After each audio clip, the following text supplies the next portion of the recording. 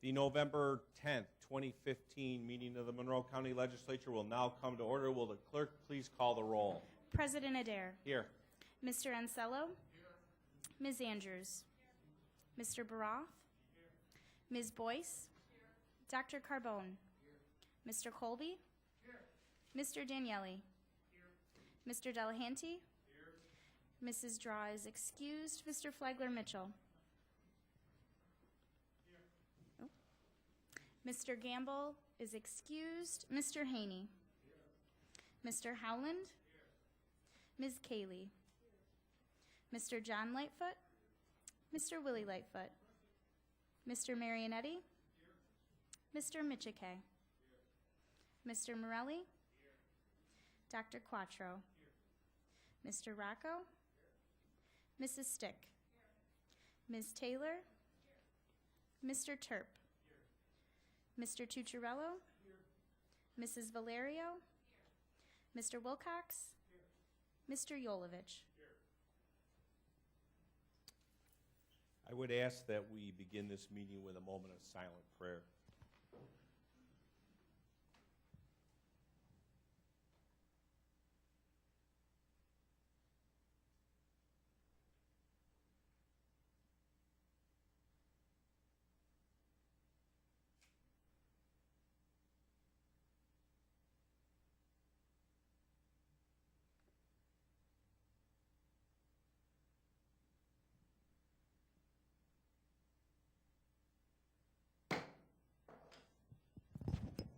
Legislator Richard Yolovich will now lead us in Pledge of Allegiance. Legislator Yolovich.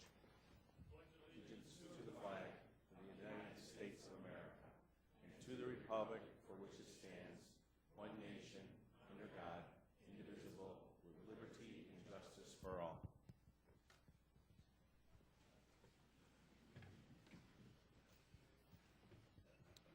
You've received a copy of the Journal of Day 12, October 13th, 2015. Without exception, that journal will stand approved as submitted. There's a hearing loop in place tonight to assist those who are hearing impaired. Anyone requiring assistance should inquire at the clerk's office. If you have a cellular phone, pager, or other electronic devices in your possession, I would request that you make it inaudible for the duration of the meeting. Thank you for your cooperation. Legislators, the referrals for the legislature for the next committee cycle are in your folders now. At this time, I would like to introduce County Executive Maggie Brooks, who will address the legislature on the Monroe County annual budget for the year 2016. County Executive Brooks.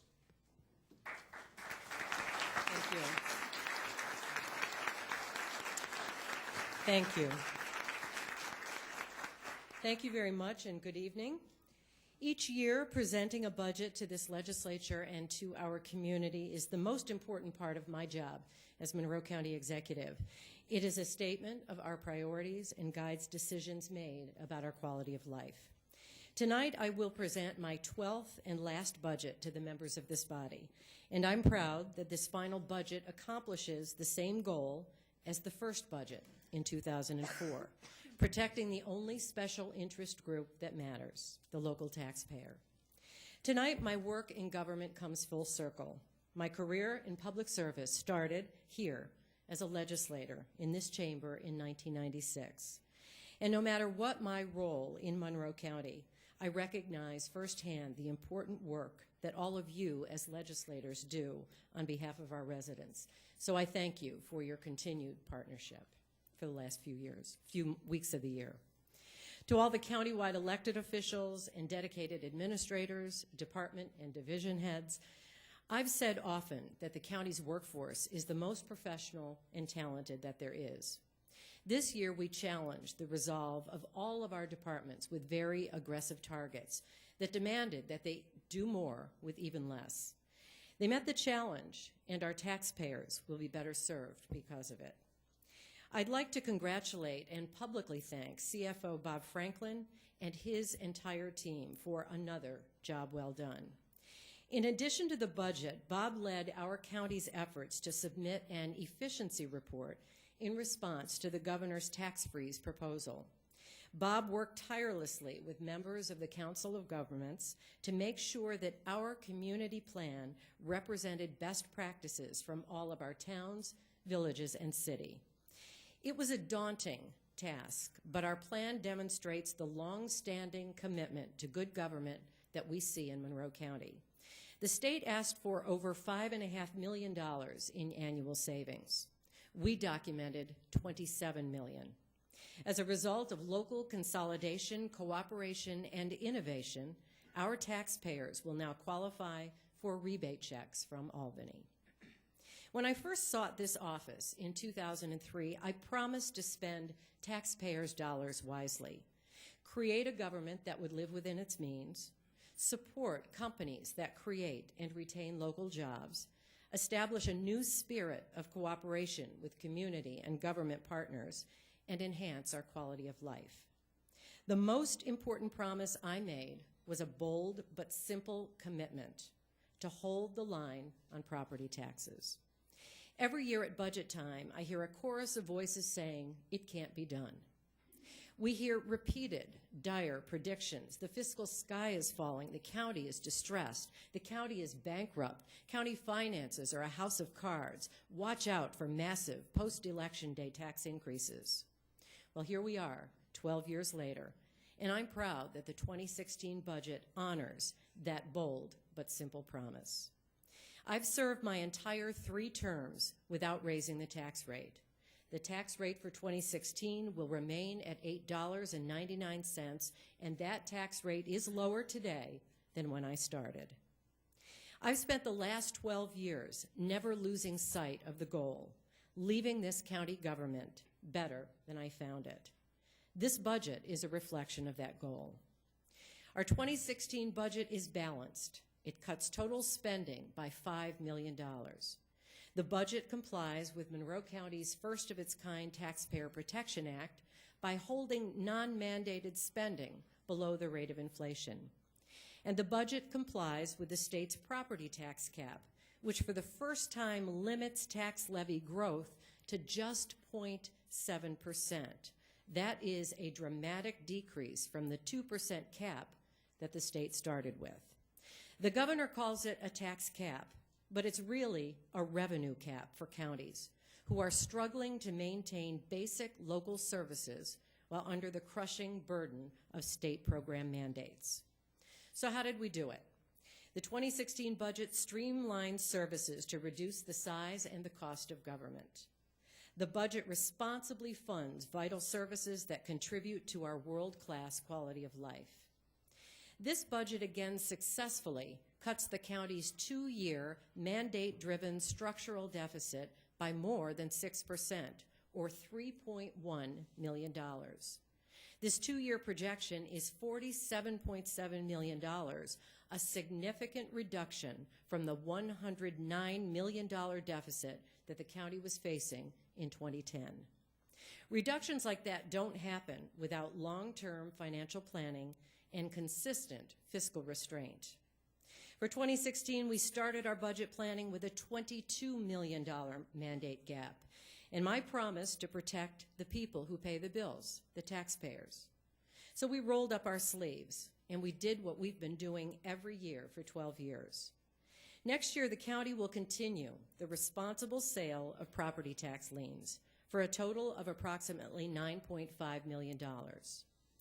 Internal efficiencies and streamlining of services will account for a savings of approximately $3.4 million. Once again, as a community, we will celebrate economic growth along with new homes and businesses, resulting in $5.2 million, underscoring the positive momentum that we see now in the local economy. The county has successfully sold to local companies and developers several vacant buildings in a key block on Main Street. In 2016, the county is anticipating the sale of the Edwards building for $600,000.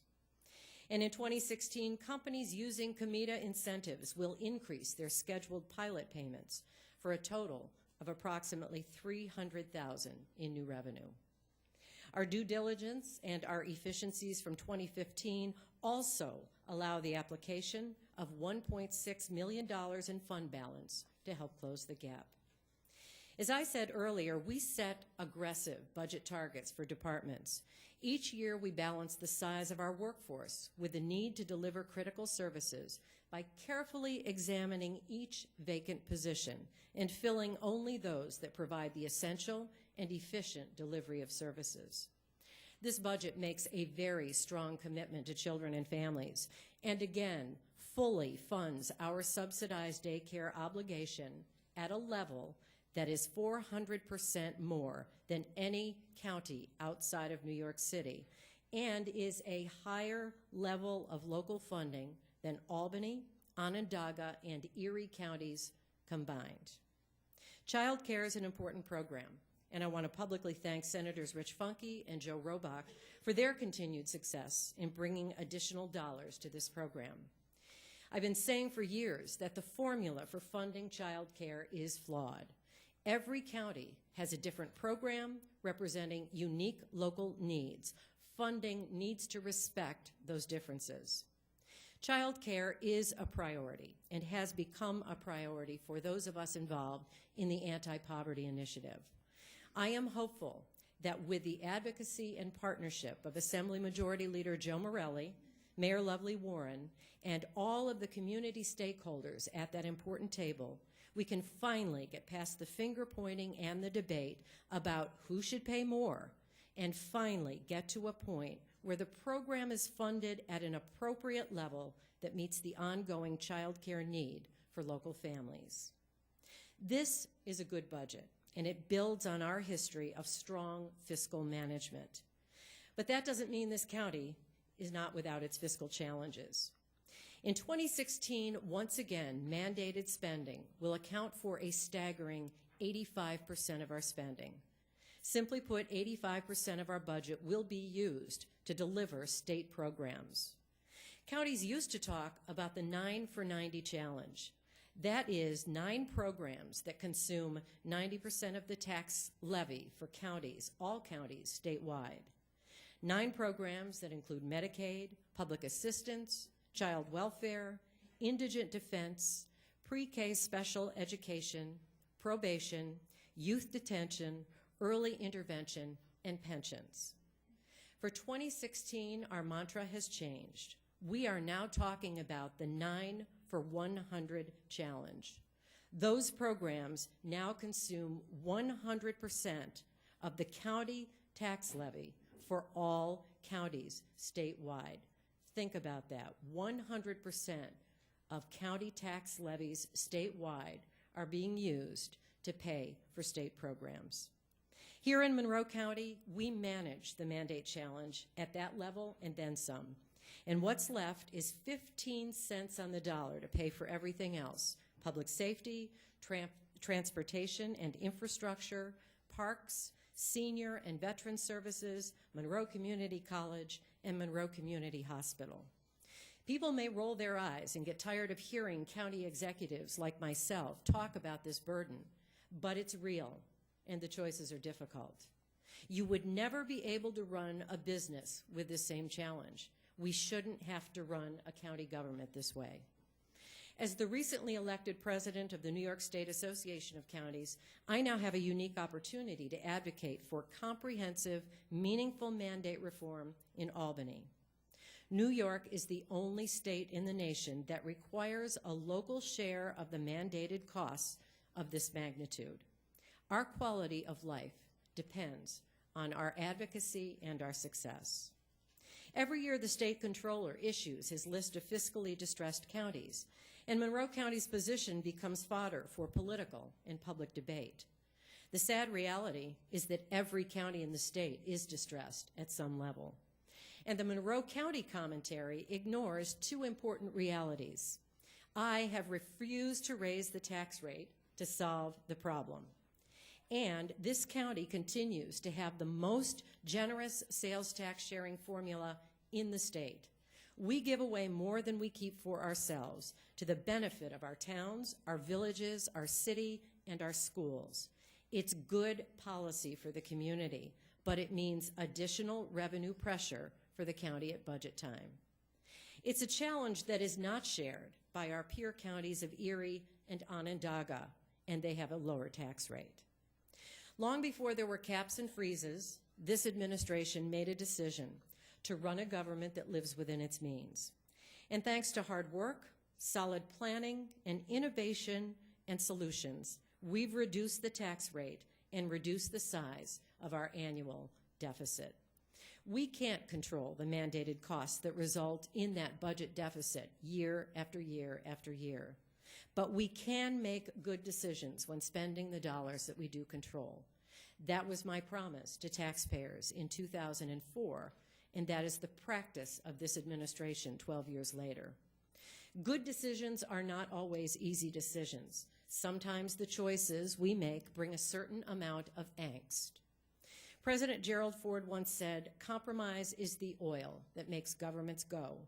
When you think about it, compromise is really the essence of any good budget. And as with any compromise, no one will get everything that they want. If I had my way, I'd cut property taxes.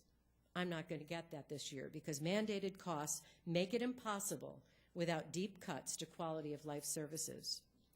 Every year we get inundated with requests for more money for certain projects and programs, and many of them are worthy and deserve the funding.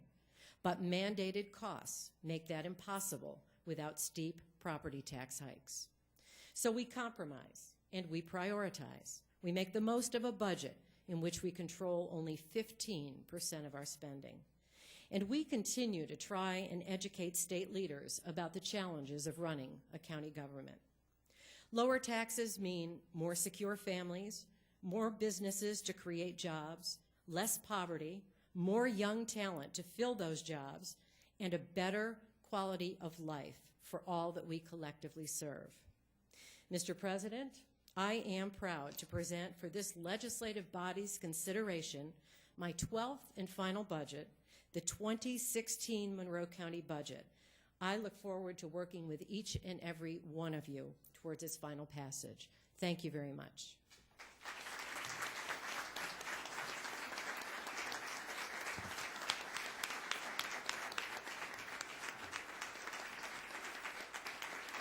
Thank you.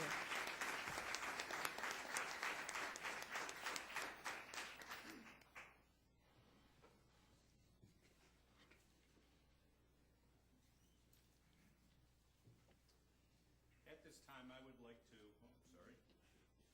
My mistake. At this time, I would like to invite Mr. Don Jeffries, President and CEO of Visit Rochester, Inc., who's here tonight to provide us with an overview of their organization. Thank you, Mr. Jeffries. Great, thank you. I want to thank Jeff Adair for his support, having me here, and most of all, his friendship. Thank you, Jeff. I appreciate that. I'd like to start tonight with a short promotional video that we just shot to share with the legislature, and then I'll have a couple brief remarks, but we'll start with the video.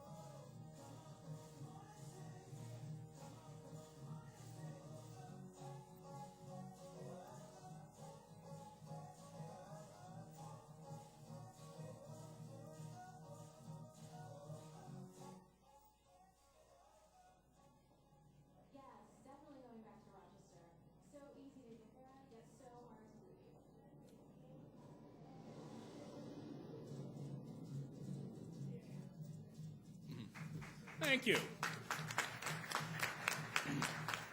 Thank you. I just got to say, right off the cuff, we live in a really cool place, you know? It's fun to show off. That's a video that we show to prospective groups, conventions, meeting planners. Next, I'd like to talk a little bit about some of the things we do at Visit Rochester. Tourism is big business in Monroe County. Nearly 2 million visitors a year, business, leisure, meeting and convention, family and friends. 2 million people visit every year. We at Visit Rochester are Monroe County's official tourism promotion agency, a budget of approximately $3 million. The revenue comes from the Monroe County Hotel Motel tax, in-kind member and partner support, and membership grants from the state. The economic impact of tourism in Monroe County is over $1 billion in Monroe County alone. State taxes generated by tourism last year were $53 million. County taxes generated by tourism were over $70 million. And tourism accounts for over 20,000 direct jobs in Monroe County alone. Our mission at Visit Rochester is aggressively sell and market the greater Rochester as a preferred destination, enhance the economy, advocate for appropriate destination development and investment, and increase community awareness and appreciation and support for the visitor industry. And I'll just close with a return on investment. And when I come before the legislature, our budget's $3 million.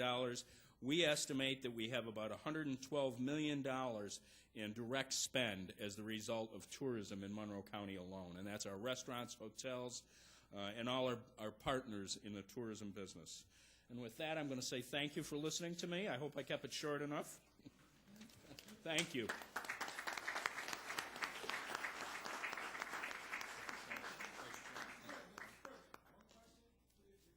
Sure. He said he would, yeah.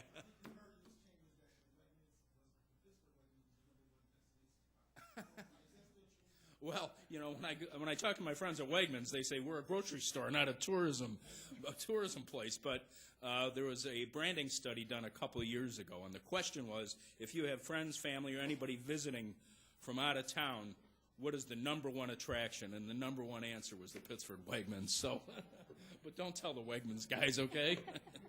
Thank you. Thanks, Don.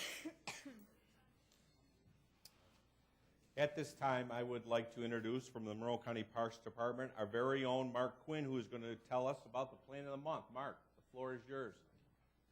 Thank you. Good evening. Plant of the month this month is holly. November in Rochester. You've looked out in your front gardens, and what do you see? Heavy frost had killed most of your flowers. Maybe your mums and maybe your marigolds are still hanging in there, but they won't be for very long.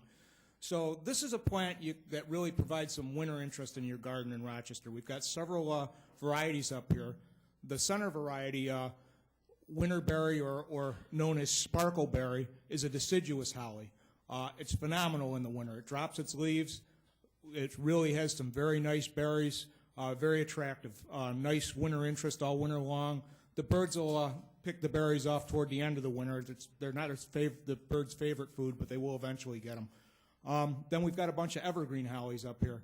Really nice plants to keep green in your garden, assuming you don't have 2 feet of snow on the ground.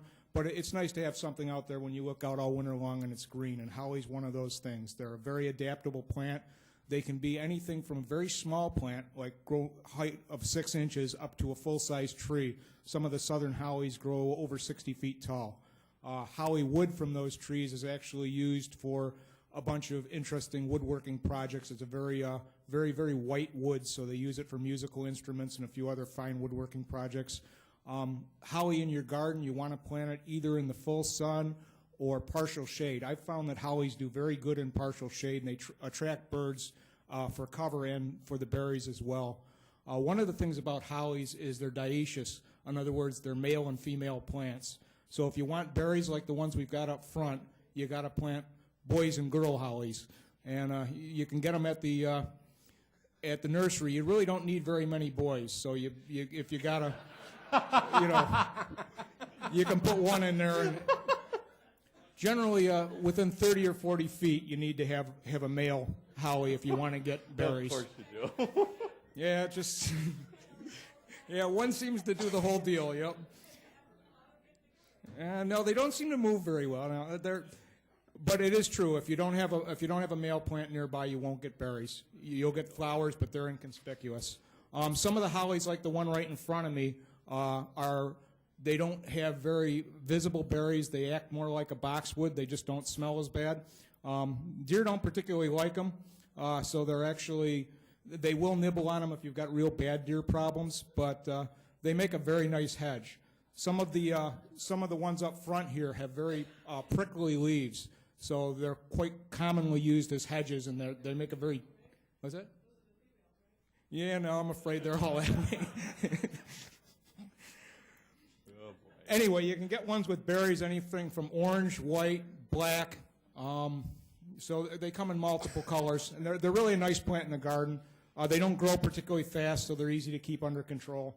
And what we like about them is really great winter interest. We've got a really nice collection in Highland Park if you want to see some nice hollies. Thank you. Mark, thank you.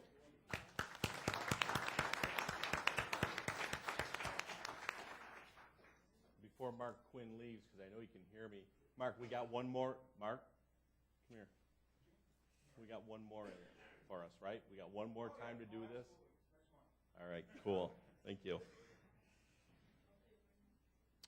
This evening we have, I believe, one proclamation scheduled at this time. Madam Clerk.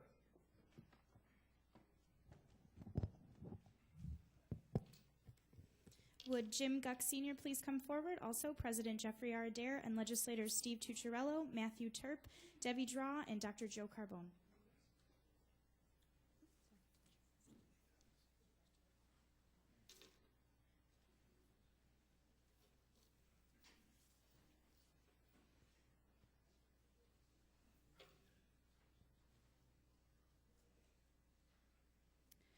Whereas Elmer's Auto Parts has been a fixture of the Webster community for decades. Elmer Basage, the original owner, dealt in antiques like the Ford Model T and Model A cars. In 1981, when current owner Jim Guck Sr. took over the business, he continued the tradition of dealing in high-end vintage cars, expanding it to Corvettes and other classic cars and collector cars. Elmer's Auto Parts is now one of the premier names in antique car dealing in the nation. And whereas for Jim, taking over Elmer's was a dream come true. He purchased his first Corvette in high school and fell in love with both the cars and the car industry. When he had the opportunity to buy Elmer's, he could not pass it up. And for over 30 years, he has built it into a national leader in dealing vintage cars, conducting most of his business through online transactions. And whereas the business has now become a family affair as Jim and his sons, Jim Jr. and Paul, travel to car auctions throughout the country in search of vehicles and parts. Together, they have continued the tradition of running a successful business with a focus on quality and an attention to detail. And whereas Jim has taken a good business and made it great, building a national reputation. He is a model for entrepreneurial success, and our community is lucky to have him. Now, therefore, we, Jeffrey R. Adair, President, Steve Tucciarello, Majority Leader, Matthew Terp, Legislator District 8, Debbie Draw, Legislator District 9, and Dr. Joe Carbone, Legislator District 16, on behalf of the entire Monroe County Legislature, do hereby recognize and congratulate Jim Guck Sr. for operating one of the premier classic car businesses in the nation. Congratulations.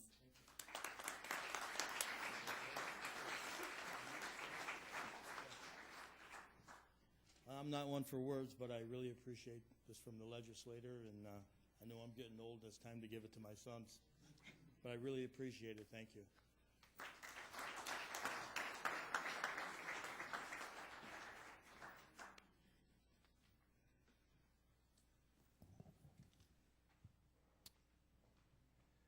Legislators, at this time, I am going to call for a recess to proceed with the distribution of the MOU on the budget. So we are now in recess. Thank you.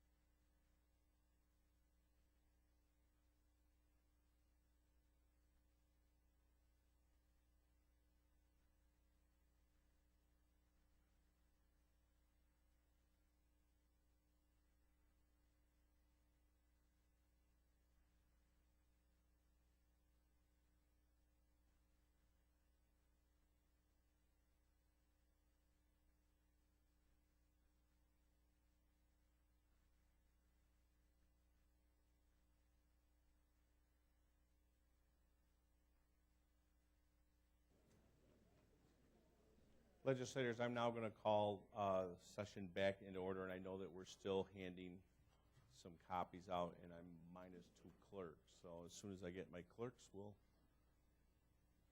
move on.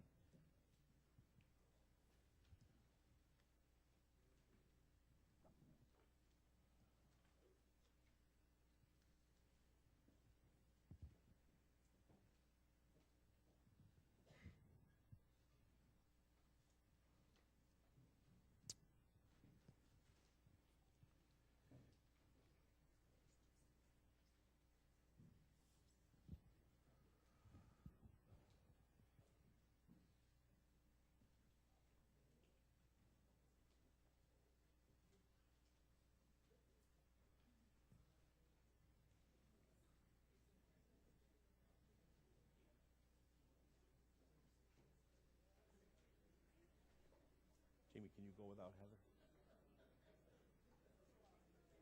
Or no? She's still handing things out.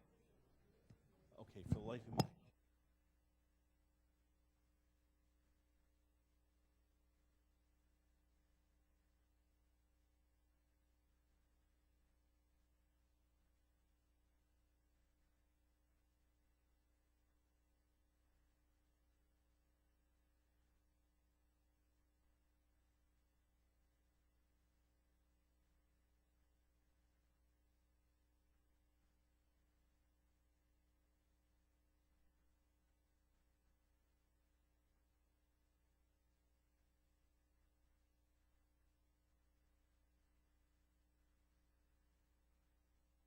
Okay, as I just said, I took us out of recess, and now we will recess again for the purpose of holding public hearings, several public hearings. I declare open now the public hearing on resolution intro number 336 of 2015, entitled Enacting a Local Law Authorizing a Lease Agreement with the Alzheimer's Disease and Related Disorder Association, Rochester Chapter, Inc., to use and to occupy the space at Monroe Community College, 435 East Henrietta Road, City of Rochester, New York.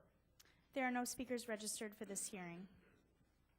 I declare that public hearing closed. I declare the public hearing on resolution intro number 350 of 2015, entitled Authorizing Acquisition of Property Located at 674 Bean Road in the town of Chili, amending resolution 436 of 1989 to amend lease and operating agreement with the Monroe County Airport Authority to add proper commonly known as 674 Bean Road, Bean Road, town of Chili, New York.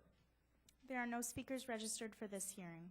Thank you. I declare this public hearing closed and now open the public hearing on resolution intro 360 of 2015, entitled Enacting a Local Law to amend local law number 3 of 1988, Sewer Use Law of Monroe County. There are no speakers registered for this hearing. I declare that public hearing closed and convene the November 10th, 2015 meeting of the Monroe County Legislature. Legislators, you have in your folders the approved minutes of the last cycle. There are no formal committee reports scheduled for this evening. We will now hold public forum. We have several people registered to address the legislature. Madam Clerk. If you require assistance, a deputy is available to assist you in approaching the lectern. I will call 3 people forward at one time. Each speaker will have 2 minutes in which to address the legislature, and kindly conclude your remarks when the timer sounds and exit through the back of the chambers. Thank you for your cooperation.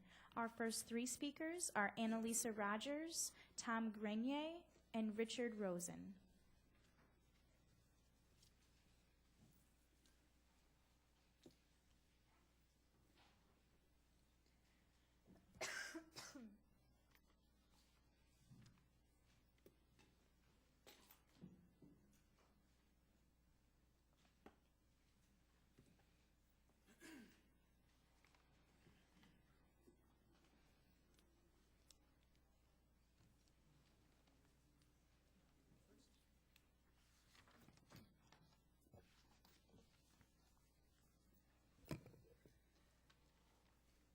Good evening. My name is Annalisa Rogers, and I work with an organization called the Smoking and Health Action Coalition.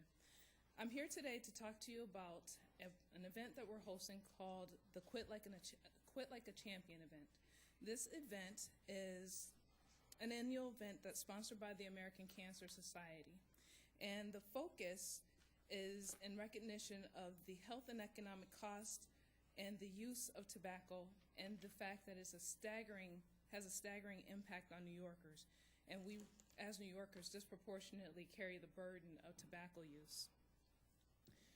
Because of tobacco use, more than 25,000 New Yorkers' lives are lost annually, costing the state about $10.4 billion in health care costs. Quitting still remains the single most important step that someone can take to reduce his or her risk of cancer and improve his or her health. So for our event, attendees will have the chance to participate in a kickball game event, a tobacco turn-in event for cold turkey or for turkey. They are also able to participate in a raffle for a bike. All of these things are in celebration for successful efforts in quitting smoking and for creation of healthier places to live, work, and play. This event is open to the public, and it will be on November 14th at the Flint Street Recreation Center from 11 to 2, and we do hope that you all will come. Thank you.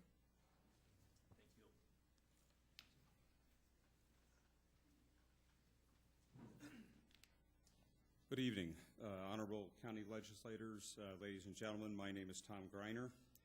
Last month at this meeting, those of us there listened to a presentation honoring our veterans.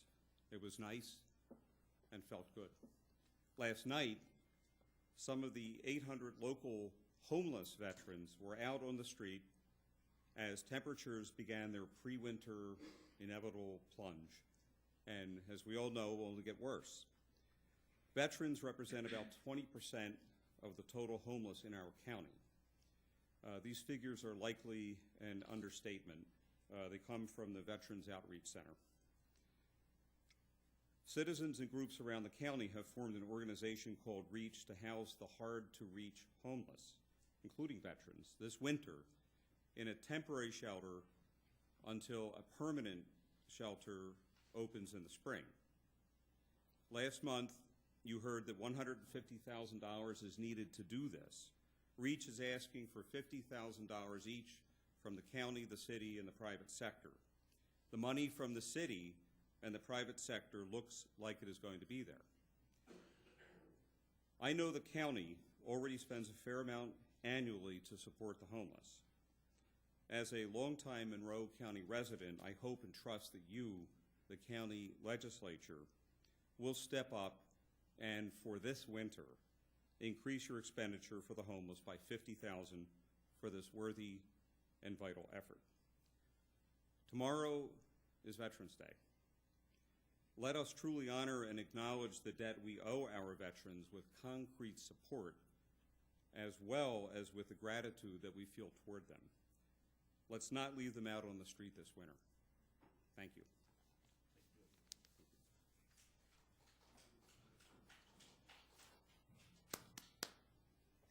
I was going to speak to exactly the same point, but that presentation was so complete and compelling that I think I will cut it very short. My personal feeling, well, first of all, I'm Richard Rosen, and I've been president of the Temple-Brith Kodesh Homeless Housing Arm, which has had a contract with Kelly Reed's department for 45 years now to provide family housing for homeless families. And the county does an extraordinary job in administering the state monies that are made available for that. But there's clearly a gap when it comes to chronically homeless single men and women. And every time, and that's what this proposal is about, this temporary stopgap measure for this one winter. I just, you know, I live close by, and I come downtown frequently to concerts and whatever. And in the winter, it is just tragic to have to see men panhandling and some under cardboard or under blankets in doorways or wherever they can find. And I think we can do better than that. And it's a very small amount of money to match the private contributions and the city's pledge of $50,000 so that we won't have to see people living on the street this winter. So I thank you for your support. Thanks. Our next three speakers are Sister Grace Miller, Dan Callen, and Mary Hadley.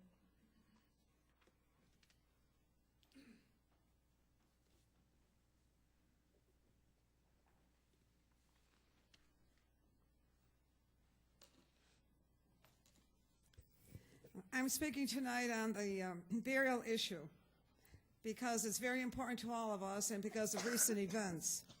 On October 4th, 2015, Wanda Peterkin was killed in a fire on Kosciuszko Street off of Hudson Avenue. The family, being poor, could not afford to bury her. The service was held, but Wanda's body was put in a cooler or freezer until the family came up with the balance of the payment. They tried, but could not come up with the money. In the meantime, on October 25th, the mother of Wanda Peterkin, Vera Hooks, who had been in a nursing home, died from heartbreak over her daughter's sudden and tragic death. The family was now faced with a second funeral cost, when the first one wasn't even paid up. And remember, the daughter's body was still in a cooler. The county only gives $1,250, which brought the cost down to, well, the total cost was $5,695. No poor family could afford that. The county gave $1,250, which brought the cost down to $4,443.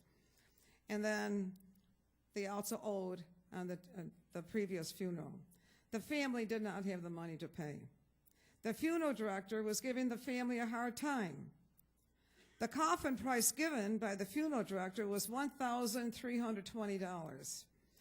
The county only gives $1,250, so the coffin is even higher than what the county gives.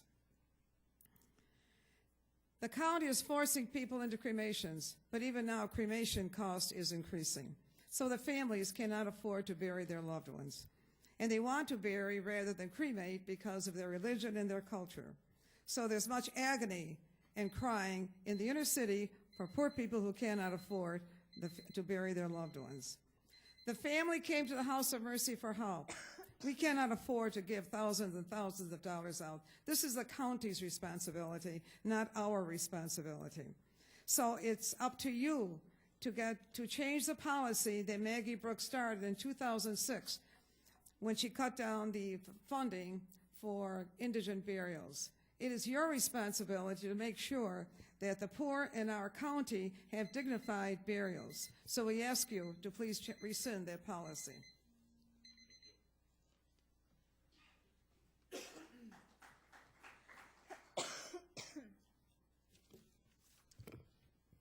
Good evening. I just want to thank Maggie Brooks for her years of service and for you for this forum. I'm Deacon Dan Callan. I'm U.S. Air Force retired Lieutenant Colonel, and I'm a graduate of the Air Force Test Pilot School, which is only important because I want you to know that I'm giving my engineering expertise and leadership to a group called REACH, Rochester's Regional Emergency Action Committee for the Homeless. This group of people that is assembled voluntarily is one of the most exceptional groups that I have been involved with. They're true professionals. They are people that are really pioneering what we can do to reach the homeless and to get them into the continuum of care. The Glazer family last year, I'll be blunt, when I came back to Rochester, I came here and people said, why'd you come back to Rochester? I said, the people, the heart of the people here. I don't want to live in the South. I want to live here where the people's heart is great. We're Susan B. Anthony, we're Frederick Douglass. We are great. And when I heard about what was happening under the bridge, I was a little disappointed. But then the Glazer family came forward, and I saw that greatness shine again. We here in this room need to pick up that slack. Whether or not we can get the $50,000 from the county, we can get the $50,000 from this room. Amen. Okay, we can do this. We can pick up where they left off as professionals. And I thank you for the opportunity to serve with you in that. And the Glazer family also was there not only to give the facility, they were there to serve the meals. We would love to have you there with us. Please call. I would be glad to bring you in. Thank you. God bless.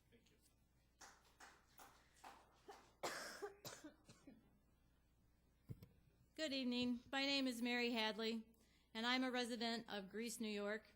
For the past couple of months, I've been volunteering with the Rochester Emergency Action Committee for the Homeless, known as REACH, you've heard a lot about. Lately, we've been feeling that the R really should be regional, since chronic homelessness is actually a county-wide issue. As previously shared, the group's mission is to secure, raise money for, and operate a temporary shelter for the area's chronically homeless men and women who have nowhere else to go this winter. Prior to my involvement with this group, my interaction with homeless populations have been through service efforts in Rochester, New York City, and Jamaica. My going-in assumption with the REACH shelter is that it would be a warm place to get somebody out of the harsh winter weather for a night. What I've come to appreciate is that this shelter will offer so much more. The 24/7 operation of the shelter will provide warmth at night, but be busy in the day with intake assessment, case management, on-site support, as well as transportation to needed services such as substance abuse counseling. It will also provide pathways to stable housing and do all of this by following the county's continuum of care model. The shelter will have rules such as no alcohol or drugs, similar to other shelters. And on top of all of that, it will provide a community of love and support to wrap around each one of its guests. We have a location being ready for opening next week. REACH is working aggressively to raise a third of the funds through private donations. Right now, the city has pending legislation that provides for a third of the funding. That funding is contingent on the county stepping forward to provide a third of the funds. I'm asking the county to join the city and the community in partnering to make this happen. It would be a travesty for this to fall through due to lack of county support. Thank you for your consideration. Thank you. Our next three speakers are Harry Murray, Tom Melthane, and James Murphy.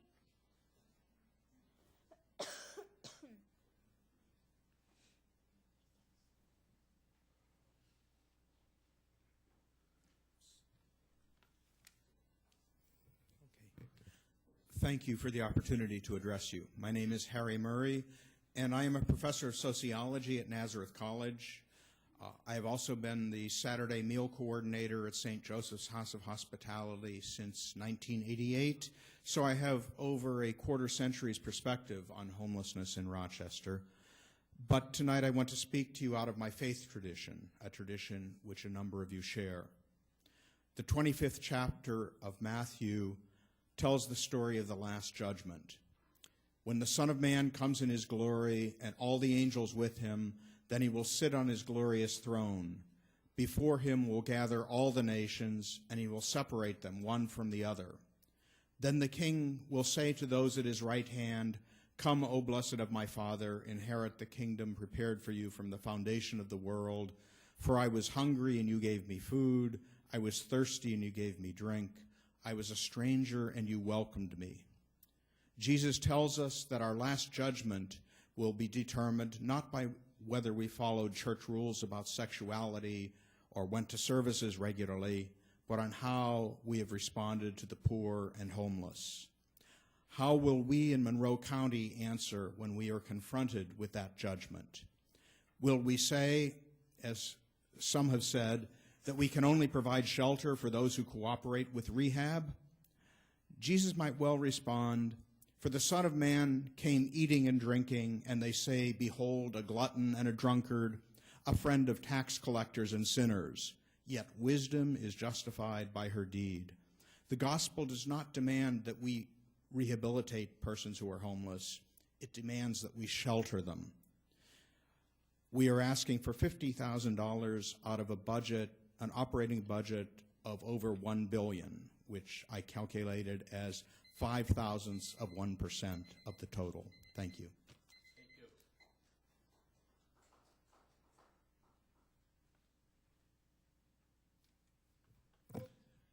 Thank you very much for letting me speak to you. My name is Tom Malthaner. I'm from St. Joseph's House of Hospitality, and I've been a Catholic worker there for 18 years, working with the homeless, and we feed about 100 people a day, and have since 1941. And I've worked with the homeless personally all those years myself. I just want to say, first of all, I want to say how much of a need this particular shelter will be for this winter season. We, St. Joe's, have had we're housing every night ourselves 20 men at St. Joe's. We've increased our capacity 25% this year because we realize that the shelter need here in Rochester is greater this year than it was even last year. So we're really worried about what's going to happen.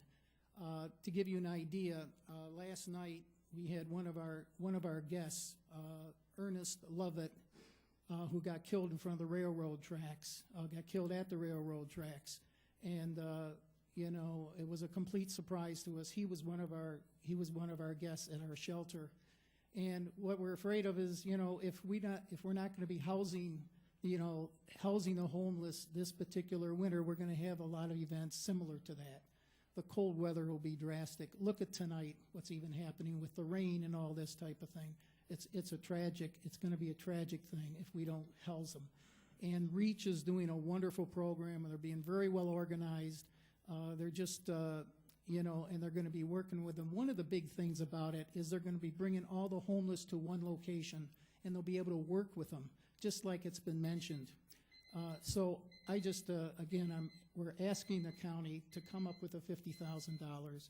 It'll be a wonderful thing. Thank you.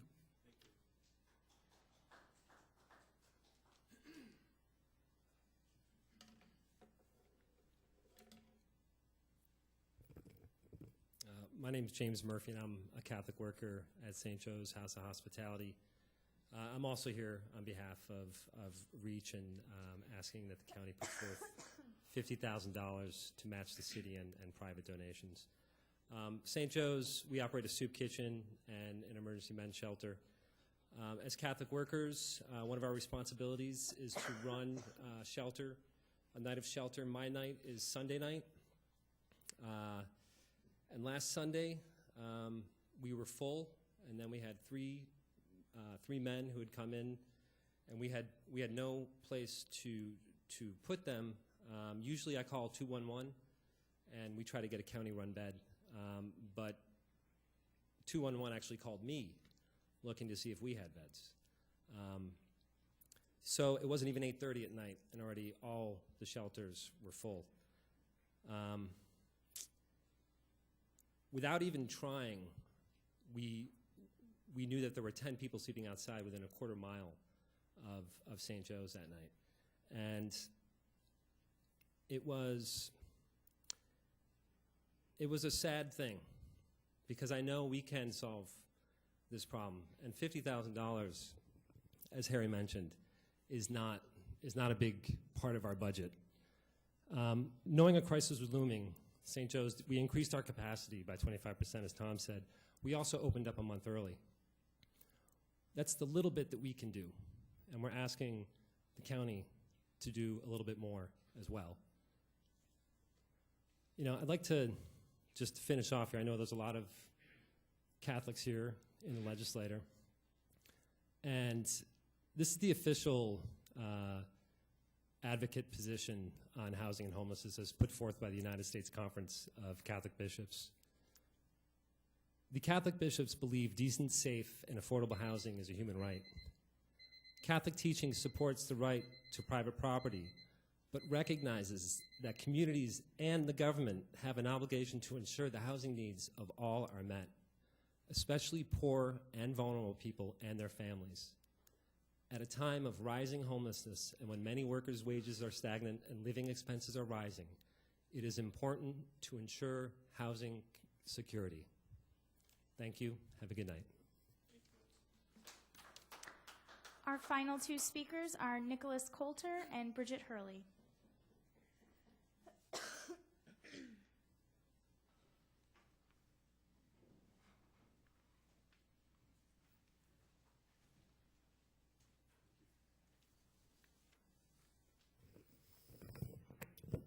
We have to get a taller microphone. So, anyway, good evening. Thank you for this opportunity. My name is Nicholas Coulter, and I'm a resident of the village of Fairport. Most recently, my partner and I developed a program to do outreach to the homeless because we saw that this was an issue throughout our county. We set out to find these folks and house them immediately. I'm also the chair of the social work team for the REACH Coalition, and I'm very excited to share our work with you. I'm also the co-chair of our local Continuum of Care chronic homeless work group, and I organize outreach on a regular basis. Last night, I went out and walked the tracks for several miles and miles, from our inner city to the reaches of Brighton and Pittsford. Our train tracks are filled with people. I cannot say that enough. Where you're sitting right here, Mr. Lightfoot, there are people sleeping, and I'm standing at the tracks. That is very scary. When you hear James talk about the fact that he gets calls from 211 because the shelters are filled, that scares me. So I set out to say, well, how can I help REACH? Can I turn REACH into a program that allows for us to do comprehensive assessment and work with folks to get them in treatment, to get them in housing, and work with them to prove that this is an evidence-based practice? Oh, yes, we can.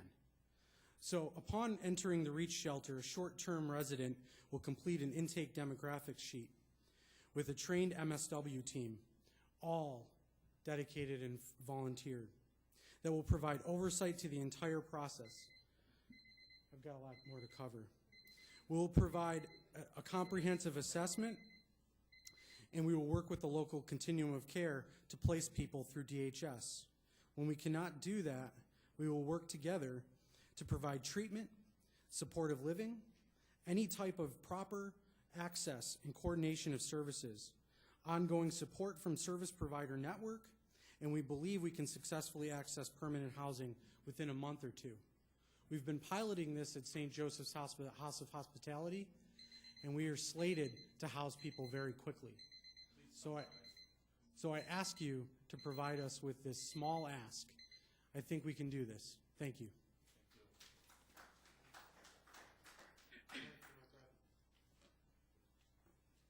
Good evening. Well, as most of you know, I'm usually here at the end of the budget process. But this year I just wanted to share some things with you as you begin your deliberations. I want to remind you of the power that you have as county legislators. Because the Children's Agenda analyzes the county budget every year, I know that many good things have come from your deliberations and choices over the past 10 years. Here's just a few. Most of you probably know all this, but I'll remind you. The Monroe County Health Department offers the Nurse Family Partnership Program.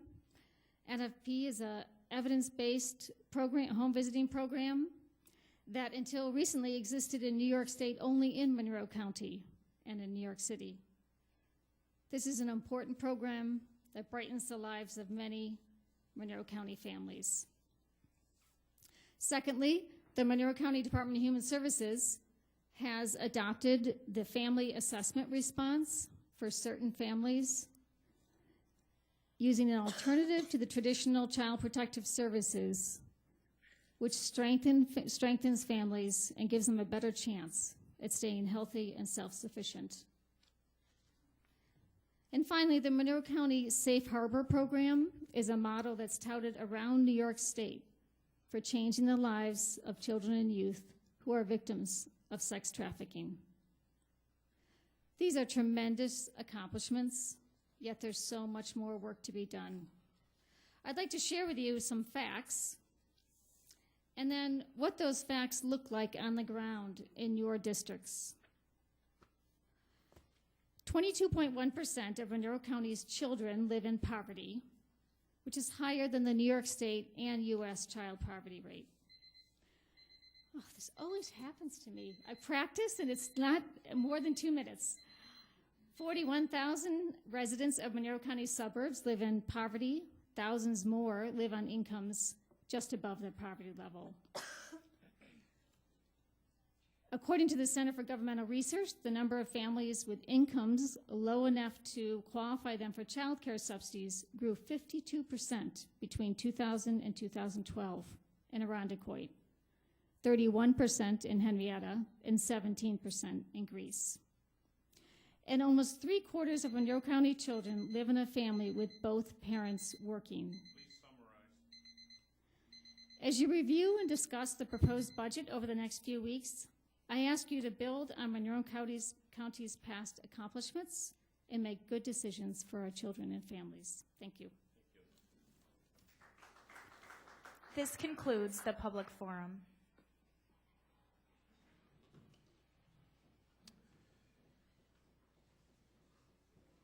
At this time, we'll recess the November 10th, 2015 meeting of the Monroe County Legislature and convene the Pure Waters Administration Board for the Rochester Pure Waters District, the Gates Charlie Ogden Sewer District, the Irondequoit Bay South Central Pure Waters District, and the Northwest Quadrant Pure Waters District.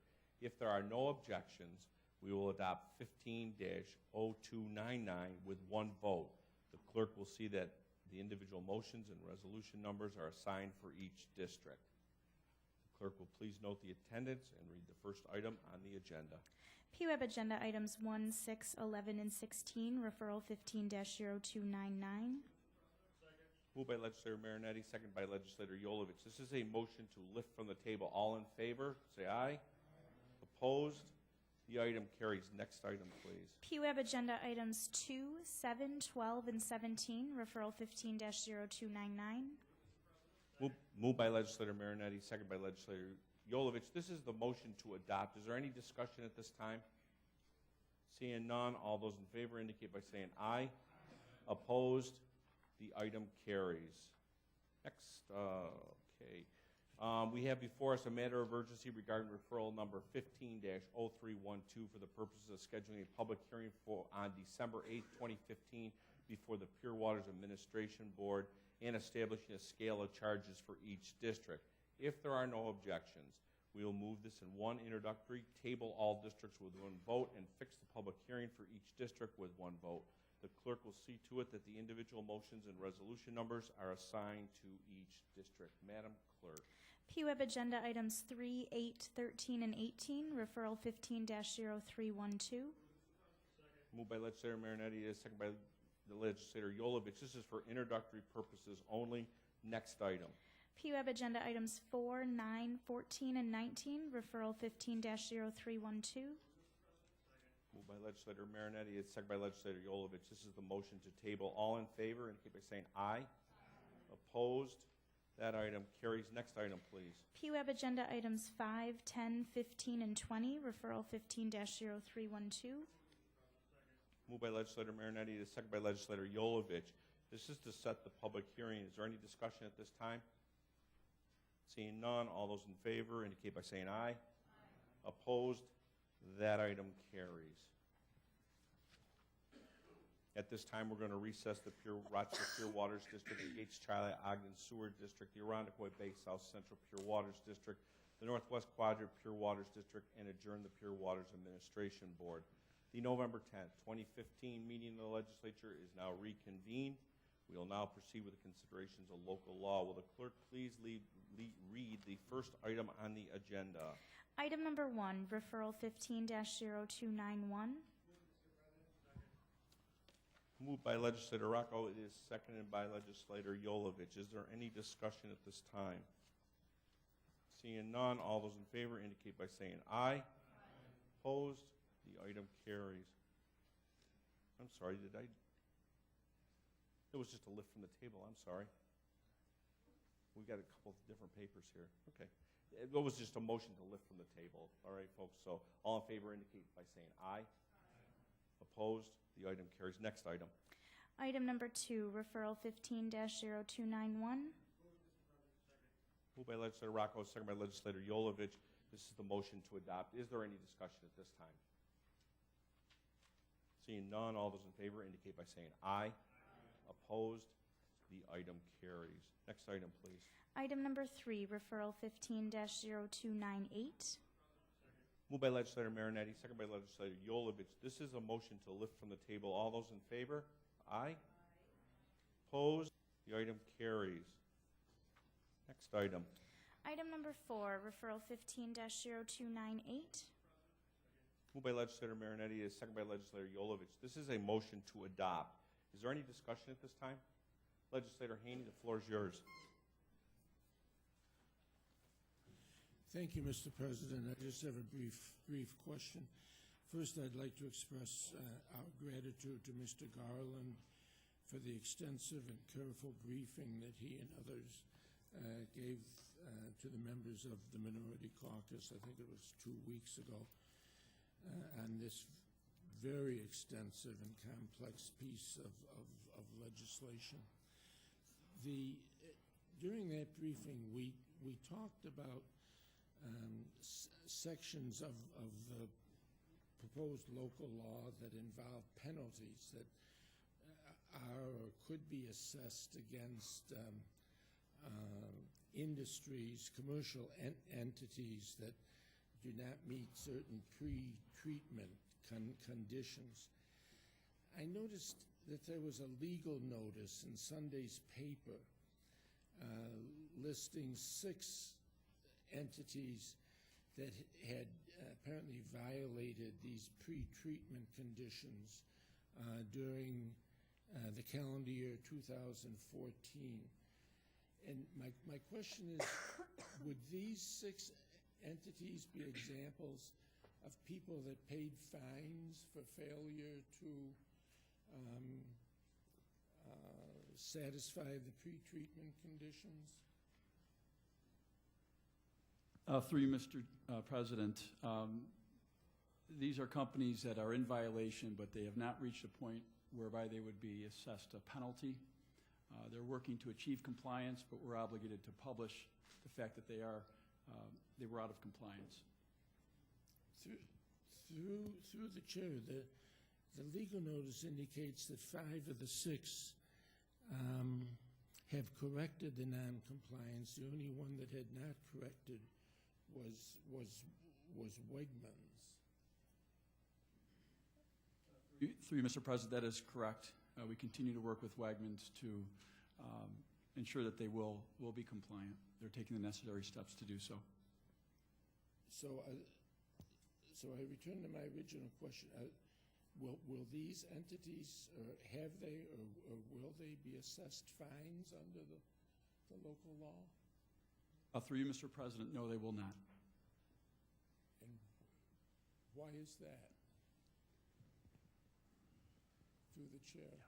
Through you, Mr. President, because they have corrected the problem, they haven't reached a point whereby we would assess a penalty. They've taken steps necessary to come into compliance, and Wegmans is also taking those steps as well, too. They're still in that process. So through the chair, are there other entities that do not correct the violations and which pay fines? Through you, Mr. President, no, there are not. So through the chair, we don't collect any fines? Through you, Mr. President, they haven't reached a level of noncompliance that would require us to assess a penalty or fine. They have achieved compliance, but we're obligated to make that publicly available through this legal notice, and Wegmans, again, is taking the steps necessary to achieve compliance.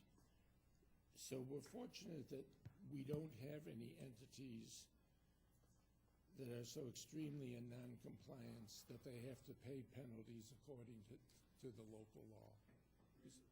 That is correct. Thank you. Thank you. Is there any other discussion at this time? Seeing none, all those in favor indicate by saying aye. Opposed? The item carries. We will now proceed with the considerations of motions, resolutions, and notice. Will the clerk please read the next item on the agenda? Item number 5, referral 15-0288. Moved by legislator Marinetti, second by legislator Yolovich. This is a motion to lift from the table. All in favor? Aye. Any opposed? That item carries. Next item, please. Item number 6, referral 15-0288. Moved by legislator Marinetti, second by legislator Yolovich. This is the motion to adopt. Is there any discussion at this time? Seeing none, all those in favor indicate by saying aye. Aye. Opposed?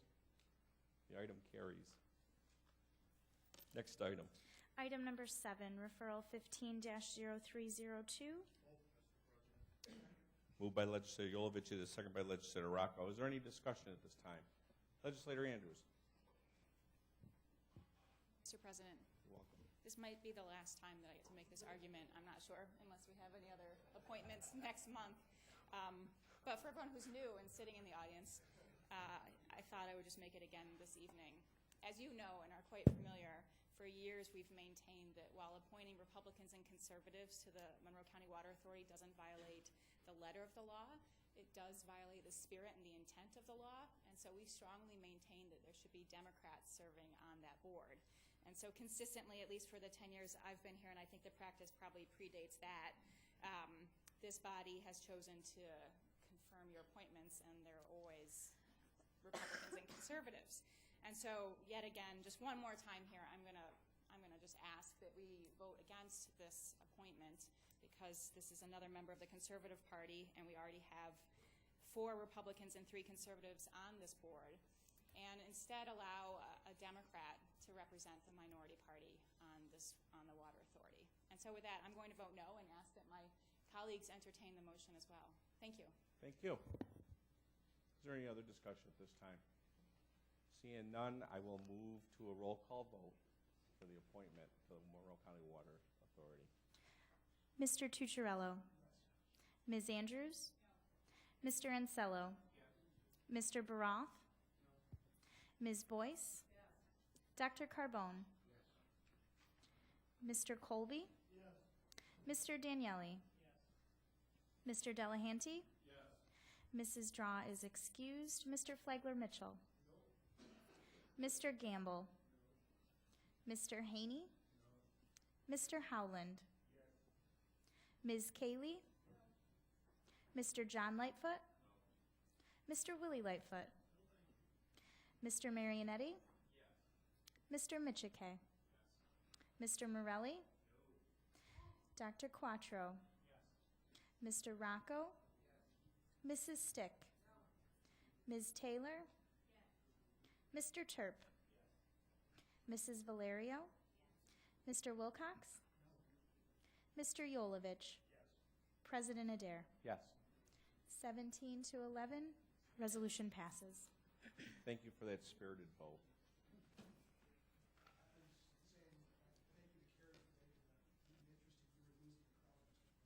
Thank you very much.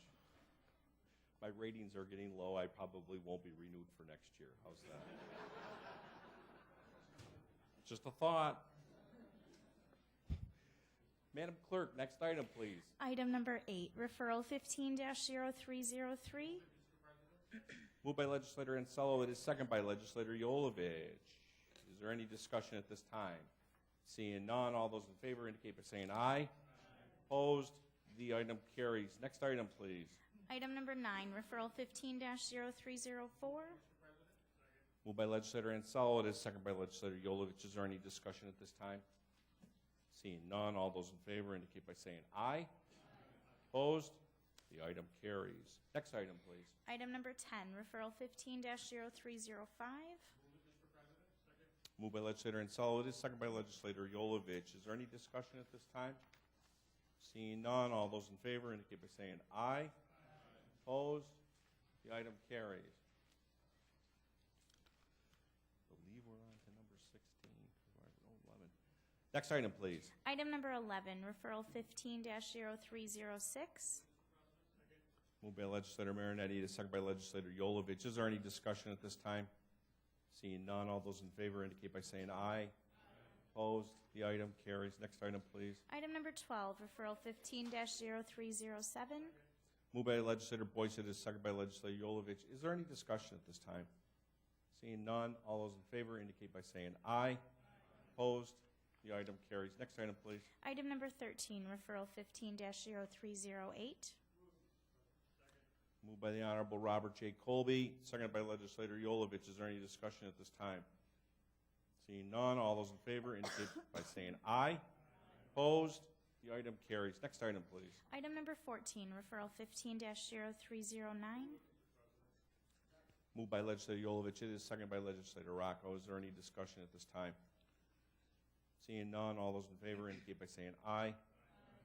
Opposed? Item carries. Next item, please. Item number 15, referral 15-0310.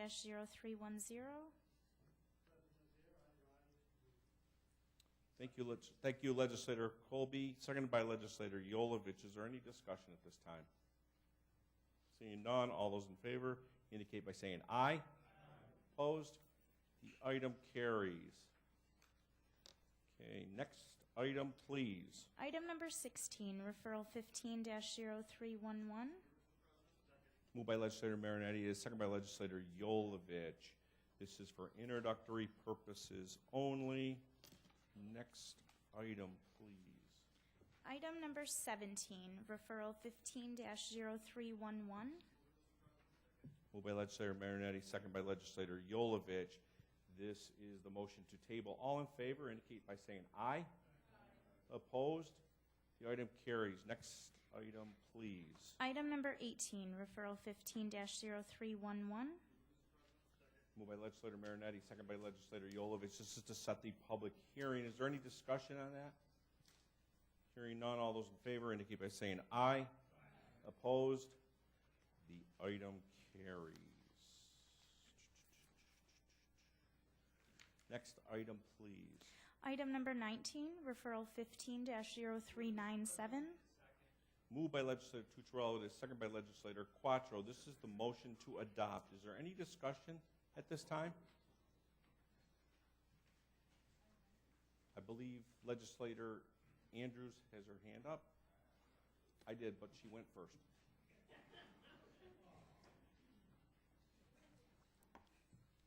Thank you, Mr. President. You're welcome. I'd just like to ask a few questions about the proposal to the maker of the motion, Legislator Tucciarello. Would you mind just explaining why you're introducing this evening, please, through the President?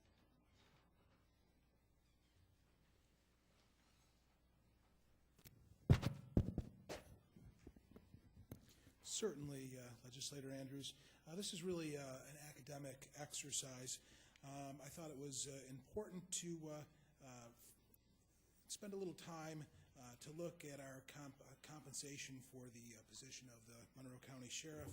I wanted to get that done this year. It's been on my desk and something I wanted to get to. I had the time to do that, so I want to get a fair analysis of what that position is worth to our community. Thank you, Legislator Tucciarello. Do you believe that the sheriff is underpaid?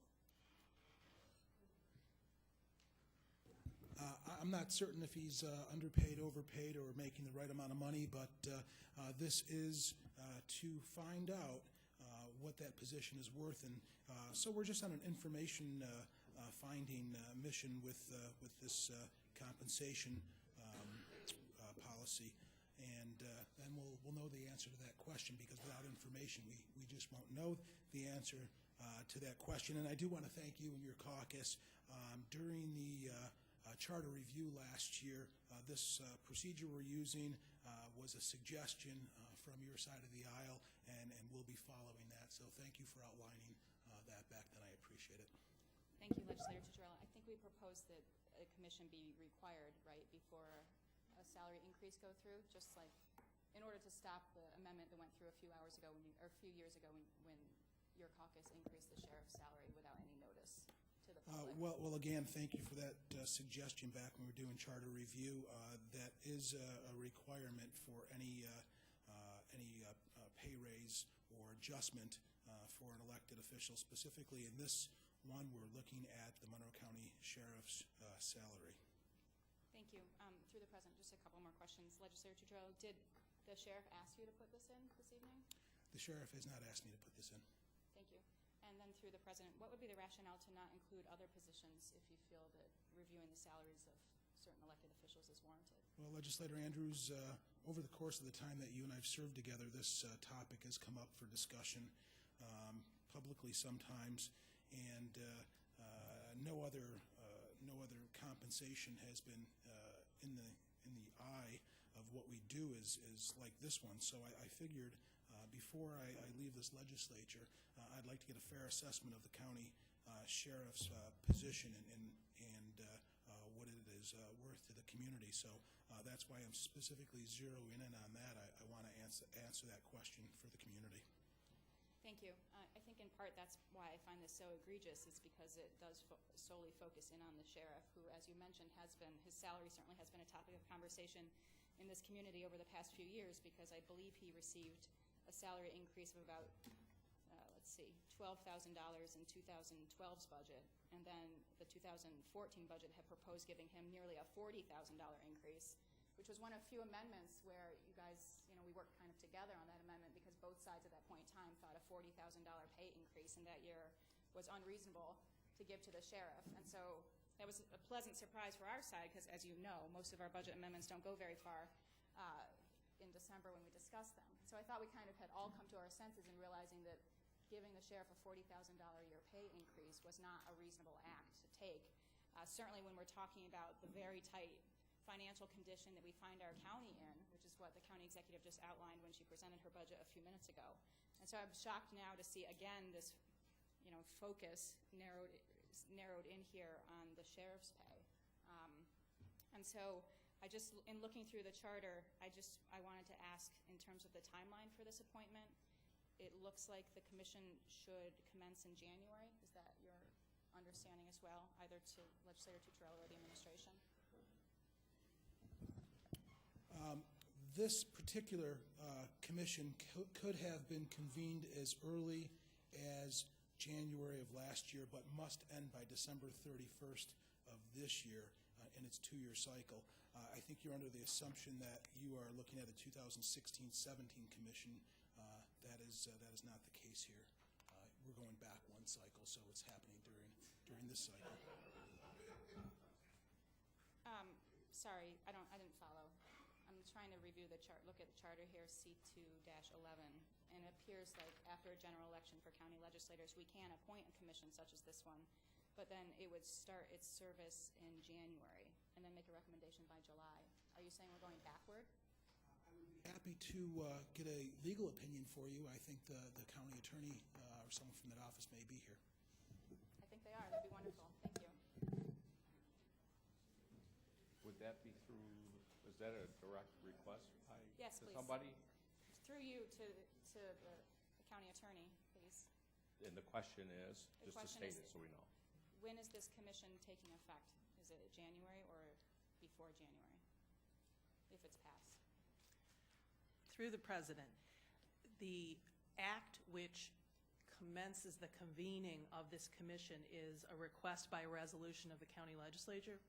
So if that request is occurring tonight, then you would look at the charter provision which talks about a 2-year term commencing as of the first day of January following each general election. The most recent general election, the January 1st following that, would be January 1st, 2014. So the term would be and would have started as of January 1st, 2014 and ending December 31st of this year.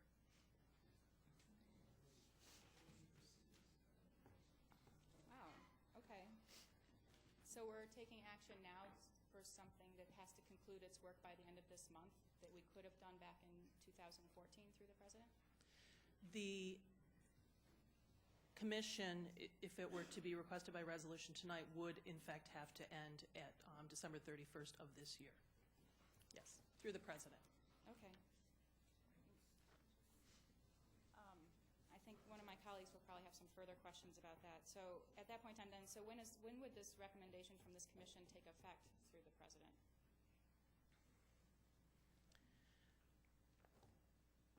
Again, depending on when the commission issues its report, pursuant to the charter, it would take effect then with the January 1st, 2017. So if I follow, then the commission would be convened essentially immediately, conclude its work by December 31st of this year, and then its recommendation would be effective for January 1st of 2017? Through the President, that's correct. Okay. I'm sorry, Legislator Andrews has the floor. Thank you. So why, through the chair, through the President, is there a rush to do this evening if it's not going to take effect until 2017? So that's not a legal question. I'll answer that myself. This is something that we have dealt with, as I've said, over the years. Before I leave this chamber, and I'm going to be working throughout my full term, and I feel I have the time necessary to get this done, and I definitely want to accomplish this and find out what the position of Monroe County Sheriff is worth to the community. So I'm motivated to get that done. Thank you. Thank you. One question perhaps for legal through the president.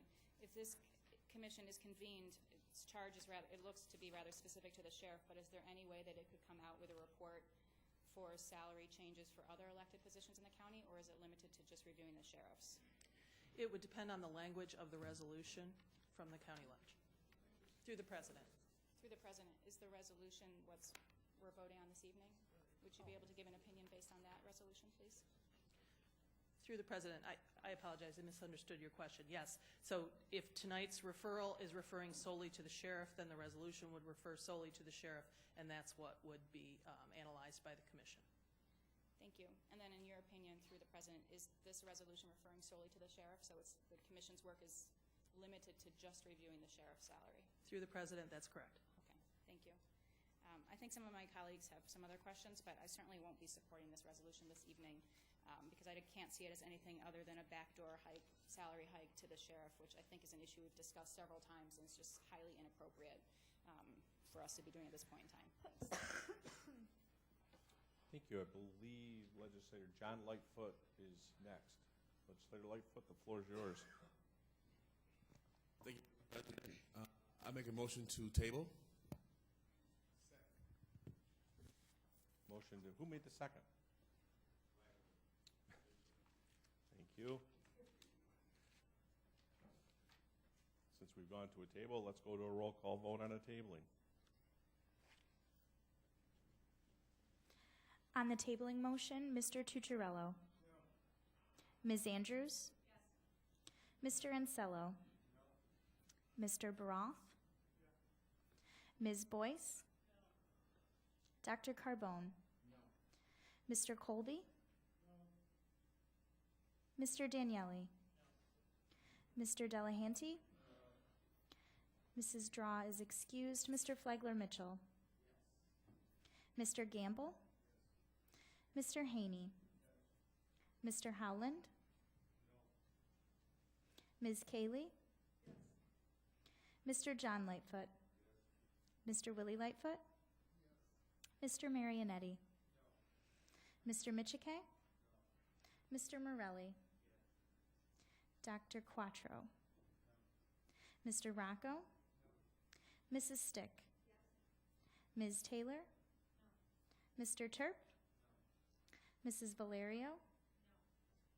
Mr. Wilcox. Mr. Yolovich. President Adair. No. 11 to 17, motion to table fails. Okay, back to the main motion. Is there any discussion? Legislator Wilcox, the floor is yours. Mr. President, I have some questions for the administration. I'd like to ask, through you, Mr. President, who is currently on the Compensation Policy Commission?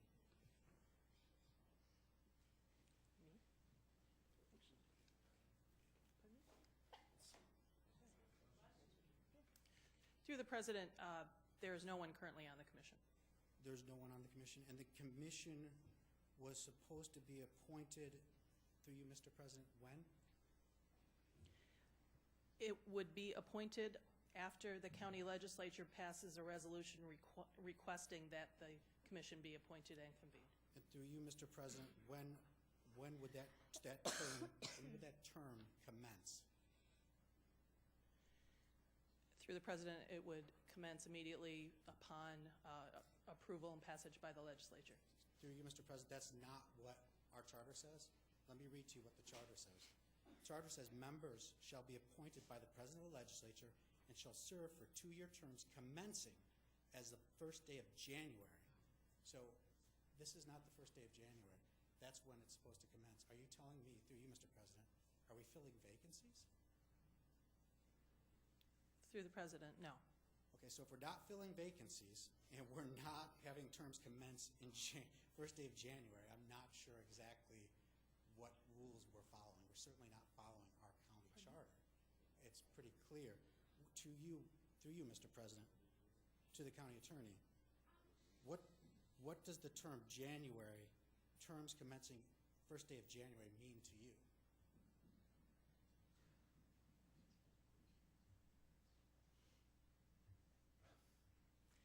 Through the President, could you repeat that question, please? So if we're not filling vacancies, all right, which you said we're not, I would like to know what the 2-year term commencing as the first day of January, what does that mean to you, through the President?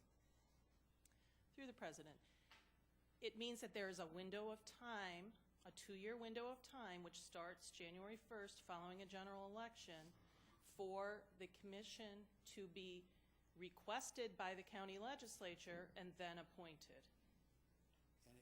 And it commenced, through you, Mr. President, when, it says right here, let's be clear, it says members shall be appointed by the President of the legislature and shall serve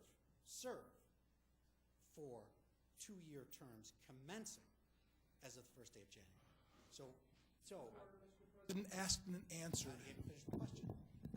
There is So- no question at this point. I'm Thank not you. sure what, I didn't finish Thank the you. question.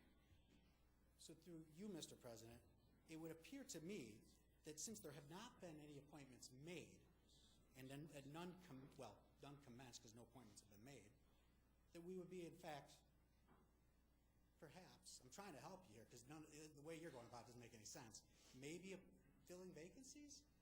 Although even then, Mr. President, we have 30 days to fill vacancies, which we haven't done.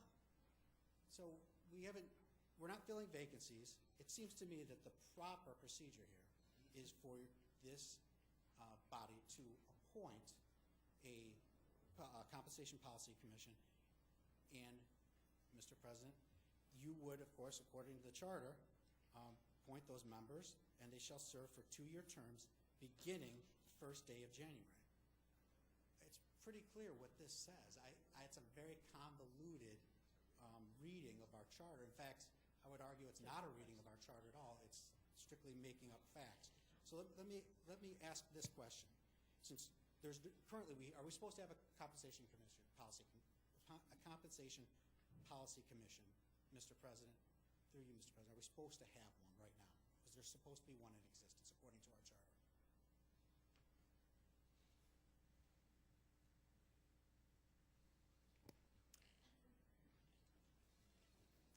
Through the President, this section, the entire section needs to be read in its totality, and the commission does not get appointed and shouldn't be appointed until the county legislature so requests by resolution. Correct. And through you, Mr. President, it would appear what would be wrong with us through resolution appointing such a commission. Now, it would commence according to the county charter. Its work in January, according to the county charter, at which point it would be required to make a recommendation by July 1st. It's what it says, Mr. President. Thank you.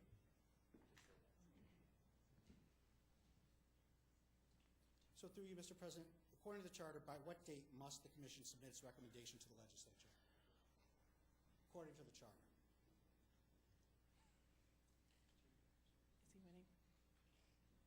Legislator Wilcox, who is the question directed at? I'm sorry, through you, Mr. President, to the administration, to the county attorney. According to the charter, by what date must the commission submit its recommendation to the legislature? Legislator Wilcox, have you not already asked that question? Actually, I didn't ask what date it should submit its recommendation to the legislature. I actually pointed out when it was. Okay. I said by July 1st, but I want to know if there's concurrence. The purpose of I'm this asking the question, I'd like a I'm just trying to, so that we understand the questions, we don't have to go I'll ask the question through more. 12 questions. According to to the get to one. charter, by what date must the commission submit its recommendation to the legislature? Through you, Mr. President, to the county attorney. Through the President, if the legislator is asking about a commission that could exist after tonight's legislature, then the answer is December 31st of 2015. Through you, Mr. President, where in the charter does it say that? Could you please read from the section that you're interpreting? Mr. President, could you please to the county attorney, could you please read from the section of the county charter that you're interpreting right now? I would appreciate that. Through the president, this legislature's term ends December 31st of this year. There will be a new legislature seated in 2016. I apologize. That's not in the county. You're not reading from the county charter. Through you, Mr. President, could the county attorney please answer my question? I believe she did answer your question, and I believe it's not an exercise for you to instruct the county attorney to read something. I believe she has answered that question, and I believe it's through me at this point, and I believe, if I am mistaken, and I'm sure that the legal department will let me know that we as a body have the governance to allow us to have this compensation board from the start of our term, correct, till the very end of that term. When we do that is our prerogative. Would that be correct? Through the president, that's correct. Thank you. And if those members are not appointed per the charter, I would assume that means there's a vacancy. Is that not correct? I think I just answered what your question was. Okay, I understand you. Thank you. Thank you. I'm done. Thank you. Is there any other discussion at this time? Legislator Lightfoot, Willie Lightfoot. President, to the maker of this particular convening of the Compensation Policy Commission, or to the administration, I just have one simple question for clarity. After this passes tonight, of course with my no vote, when does how many member board will this be? Through you, Mr. President, to the administration, or to the maker of the bill? Hang on for a second, because I need a point of clarification, because I have to direct to the floor where that question's going to go. In the beginning, that floor the question went to the maker of the motion. Then the question went to the president. Then the question went to the administration. It's to whoever can answer the question. Okay. But through you, I think what we'll do is, I believe that the maker of the motion has that information, and I believe I will ask that Majority Leader Tucciarello would answer that question for us. Thank you. Thank you, Mr. President.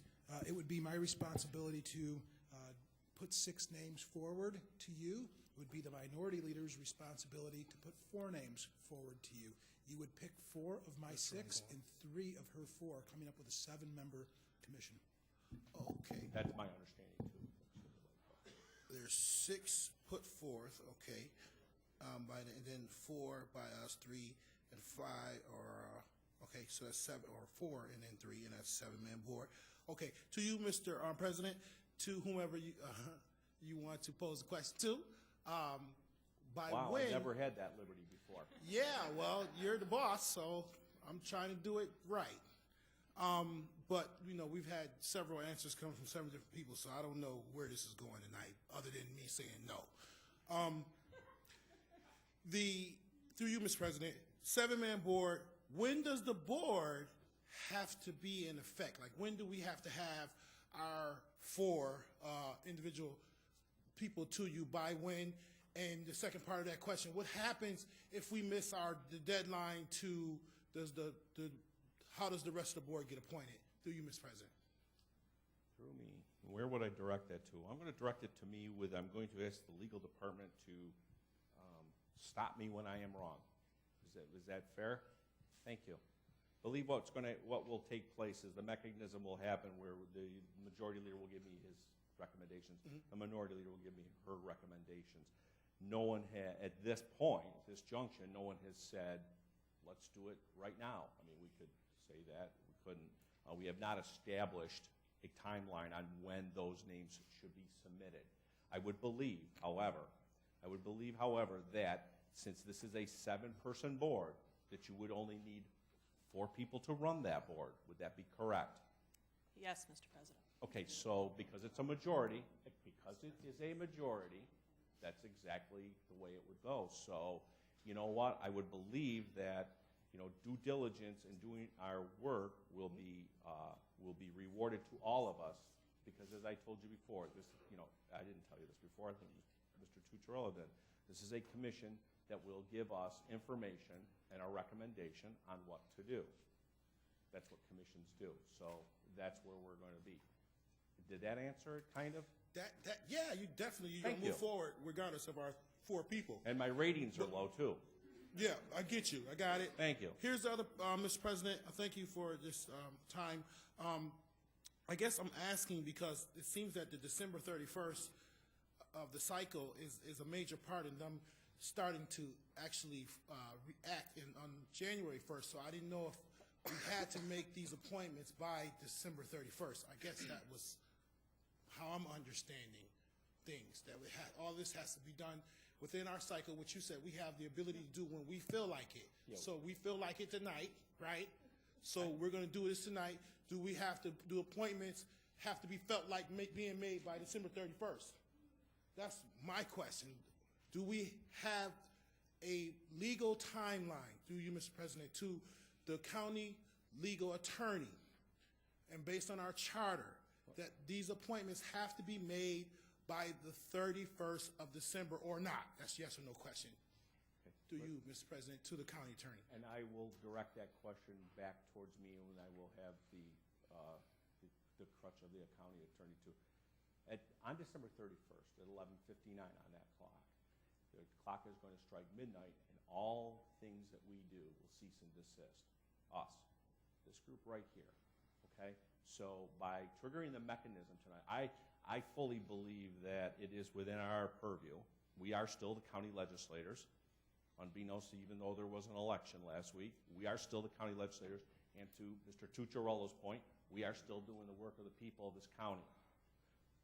The proposal is to do what we just said.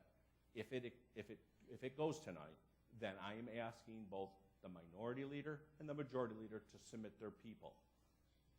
That's really about what is going to happen.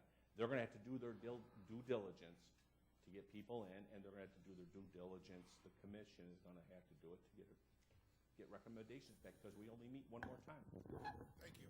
Thank you. Wow, lots of hands going up, but I'm going to tell you something. Does anybody over on this side have any discussion that they'd like to bring up? Seeing none, I believe that the next person up would be Mr. Flagler Mitchell in the back. Thank you, Mr. President. I just have a question. What is, through you, Mr. President, to the administration, what is the status of the sheriff deputies' contracts?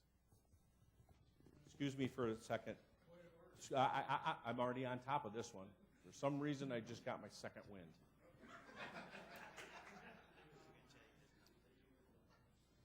That question is out of order because it has nothing to do with the proposal, the referral in front of us. So I'm sorry, I'm not allowing that question. Well, I think it does, however, you in place. You can actually, if you want to, there's a mechanism within this chambers that you can say that I am wrong. You can get a second on it, and we'll move to a roll call vote and see if you're right or I'm wrong. I'm gonna always be wrong. I'm on the other side. But however, it's your decision. However, why would we look at just one elected office and not all the offices? Why are we only looking at I believe the that's been sheriff? asked and answered. Through you, I believe that's been asked and answered already.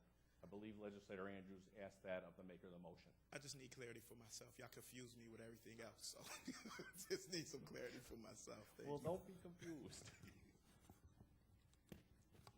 Legislator Tucciarello, would you mind answering why we have done what we've done tonight? I will re-answer with the previous answer that I gave, and that is the fact that this community has had conversations around the fair pay compensation of the Monroe County Sheriff over the past years. In no other office have we had any discussions like that. So I am pinpointing this commission to strictly deal with the position of Monroe County Sheriff. It is something that I want to get a fair estimate from for our community's sake, so this way we can understand what that position is worth to our community. Thank you. Thank you. And through you, Chair, to the leader. Hasn't the sheriff gotten a raise already before? I'm new. I'm trying to figure this out. No, it's good, I just didn't I didn't hear the first part of your question. Did the sheriff, Through who? To where? through Where are we you directed? to the leader, whoever brought the, To Legislator Tucciarello? yes, have the sheriff received a raise before? I don't know how Legislator Tucciarello would answer that, but you know Ed. Or Do you know through the administration, whoever? Oh, Legislator Andrews can answer it then. I believe the office of sheriff has been around since the late 1800s. That's kind of what I was Maybe- thinking. Maybe before that. And in the last Within the 130 10 to years. 150 years, Within I the last believe 10 that that office has received the pay Great, raise. thank you. It's reported on. Legislator Andrews, I didn't give the floor to you. I know, you're right, you got it. I think you Legislator on did the bring it up that same before. side of the aisle Since answer a question from another legislator. That's kind of Why like am I ping losing pong at the same control time. right I Ready? understand that this office has been around since the Your question 1850s. is next, go ahead. It's my question. The floor again. is yours. The What floor would is you like mine. to do? Okay, I understand that this has been around since 1850, but this is, 2015, and I'm asking them for the last 10 years, or even 20 years.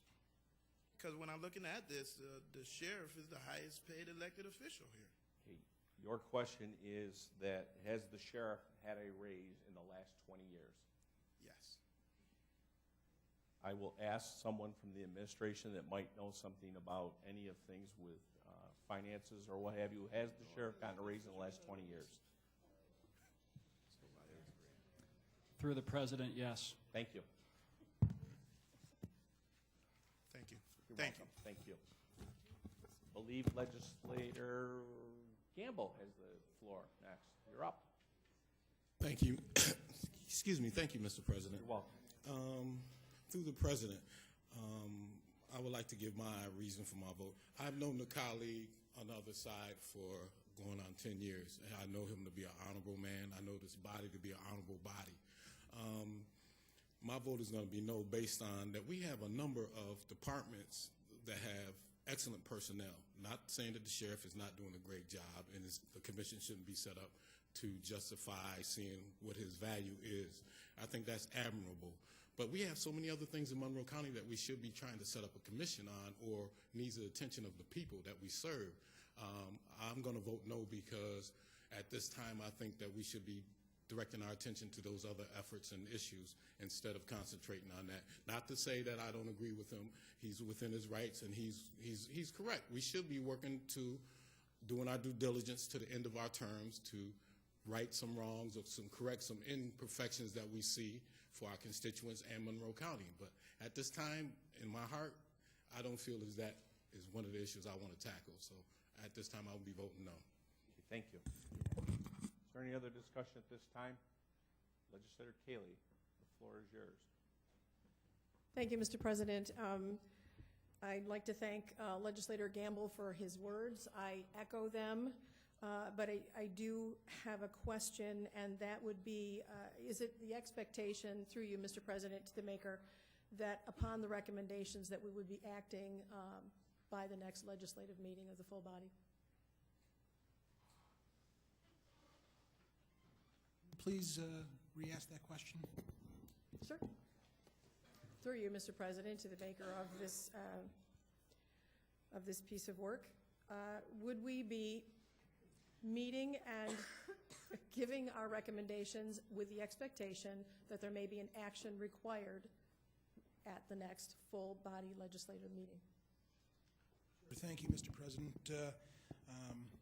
We have to be completed, this commission has to be completed by December 31st of this year. It is possible that any time between the time they meet and the time that December 31st rolls around, that we can see a report back from them. So I'm not certain that we could answer the question with a specific date, but obviously between now and then. Thank you. Thank you. Through you, Mr. President, then, the report needs to be concluded prior to the December 31st. I would expect that your expectation is that it would be done prior to the 31st, so that if any action was desired, that it could be conducted in perhaps an emergency meeting of the legislature prior to the 31st? Speculation. haven't said that, nor would I. Let's Excuse look me, at through the report. president, is it a possibility? Let's Legally, it doesn't have to go to the maker for this, to you, Mr. President. Is it a possibility that we would be asked to act on this outside of the full legislative meeting next month? Is it possible Yes. that could happen? Yes. I would highly doubt it. We've got a whole nother month to go before our next meeting, so I mean, after the next meeting, not prior to. to call a special session, at this point, I don't believe that we All have right, thank another you. meeting left. That's all. That's Thank the you. answer I needed. Okay. And I will not be supporting this, though I don't totally disagree with it. I find the reasoning that you would like that the maker of this matter of urgency waited until the last 2 months of his service, fine service, on this legislative body to conduct this as if it were a retroactive and require a decision to be made by the 31st is just not reasonable, and therefore I won't be supporting it. Okay, thank you. Is there any other discussion at this time? Legislator Boyce, the floor is yours. Thank you, Mr. President. I wanted to rise in support of this that has been drafted by our majority leader. I think the time has come to review the sheriff's salary. There was much discussion that happened and occurred during our last budget, and whether we agreed or not, and I think we did in the end agree that the amount of the salary that was proposed was on the high side. But I think that during these several months where our law enforcement is under attack on a daily basis, our leader of our law enforcement agency, the Monroe County Sheriff's Department, deserves to be looked at his salary. He leads these men and women who go under fire every day. So for that reason, I'm going to support this. Thank you. Okay, thank you. Is there any other discussion at this time? Legislator Baroff. Thank you, Mr. President. I rise to explain my vote. I actually agree that this is an important issue. This is something that's the time for it to be discussed has come and passed. If we were going to do this seriously, we would not be doing this right at the last possible moment before the final meeting. And this is the last possible moment. We're not going to call a special session. I'd be stunned. I mean, it could, but I'd be stunned if we I've called. done it before. It You could have. happen again. And I've been stunned before. It's true. And if you in the morning too. 6 a.m., let's go. I'm good at 6 a.m. Well, I'm available. I'm really good at 6 I'm very a.m. available. So what I'm saying is, if we really truly believe this has been sitting around on a desk for a while, and that we're something we want to get done before we leave, we've lost our opportunity to do it correctly. All we would do now is do it in a very quick, cursory fashion. You might have 2 or 3 meetings, and it's going to be 7 people, if they all show up, who probably don't come from the same background, the same point of view. So might not trust each other. They might think maybe this might be something political. They might think that. And so they're going to be questioning things that will be stated in values or resources of data, who's getting paid what in other counties and other districts. They're going to look into that. So if we were serious about looking at this and we wanted to do it right, we would have done this a couple months ago. We wouldn't have a surprise thing right after the budget presentation, say, oh, let's have a little break here. Let's bring in this new motion. Let's go to a special meeting at the caucus afterwards to talk about it. This is something that came at the last second. We shouldn't do it like that. And yes, it is important. I think my colleagues on both sides of the aisle would agree with that. I mean, I think there are other things that are important too. But this is not something that should be tossed together at the last moment. And that's what we've done. And I'm going to vote against it because if we're serious that we want to look into this, I think that we should leave it to the next legislature to address. Or if we don't want to do that, we put together the commission now to give a recommendation to the next legislature. That would be my suggestion. I'm not making a motion to make that done. This is not my desire, but I am going to explain that's why I'm voting against it. And I'm sorry I got a little discombobulated. I was shocked by the thought that you might actually call a special session. I was going, oh my God. Although if you do it, morning's good. I'm glad to know that my special sessions at 6 a.m. had such an impact on some people's lives. Thank you. Is there any other discussion at this time? Legislator Wilcox, the floor is yours. Okay, go ahead. Okay. So promise? Okay.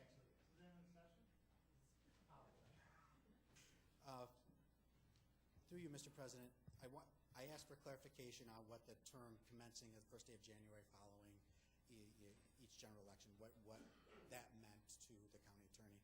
I want to ask this, because I need an answer. It also says that, in our charter, that the commission shall submit its report and recommendations in writing to the legislature with a copy to the county executive no later than the first day of July preceding the county fiscal year which such recommendations are proposed to become effective. So I'd like to ask, through you, Mr. President, to the county attorney, what does that language mean to you with respect to the first day of July? I know what it means to me. If we're talking about this legislative body, remember, we're talking about this session. That's what we've been saying. We've made the argument. We're talking about this session. So if we're talking about this session, it says clearly that those recommendations need to be made before July. Through the president, what that means is that any salary adjustment would not take place until fiscal year 2017. But it says recommendations in writing to the legislature no later than July, than the first day of July. That was my question. What does that mean to the county attorney? I believe we'd be early then. What's that? I'm sorry. Correct? You're I believe correct. we would be early. We would be early for next year. That's correct. But Mr. President, you just said earlier that this was... I believe we would be early for this. This would be early. July of 16 would come, and then that recommendation would go in, and then he would be... Thanks. Thank you. Is there any other discussion at this time? Seeing none, I will move to a roll call. I'm going to move to a roll call vote. Is there, Mr. Tucciarella, is there? Okay, let's move to a roll call vote. On the resolution, Mr. Tucciarello. Yes. Ms. Andrews. Yes. Mr. Ansello. Yes. Mr. Baroff. Yes. Ms. Boyce. Yes. Dr. Carbone. Yes. Mr. Colby. Yes. Mr. Daniele. Yes. Mr. Delahanty. Yes. Mrs. Draw is excused. Mr. Flagler Mitchell. Mr. Gamble. Mr. Haney. Mr. Howland. Ms. Cayley. Mr. John Lightfoot. Mr. Willie Lightfoot. Mr. Marionetti. Mr. Michike. Mr. Morelli. Dr. Quattro. Mr. Rocco. Mrs. Stick. Ms. Taylor. Mr. Terp. Mrs. Valerio. Mr. Wilcox. Mr. Yolovich. President Adair. Yes. 17 to 11, resolution passes. Thank you. Next item, please. Item number 20, referral 15-0398. It is moved by Legislator Yolovich and it is seconded by Legislator Rocco. This is for introductory purposes only. Next item, please. Item number 21, referral 15-0398. Moved by Legislator Yolovich. It is seconded by Legislator Rocco. This is the motion to table. All in favor? Aye. Any opposed? The item carries. Next item, please. Item number 22, referral 15-0398. Moved by Legislator Yolovich, is seconded by Legislator Rocco. This is to set the public hearing. Is there any discussion at this time? Seeing none, all those in favor indicate by saying aye. Opposed? The item carries. There being no unfinished business to come before this body tonight, Legislator Tucciarello. Mr. President, for the second last time, we stand adjourned until 6 p.m. on Tuesday, December 8th, 2015. Thank you all.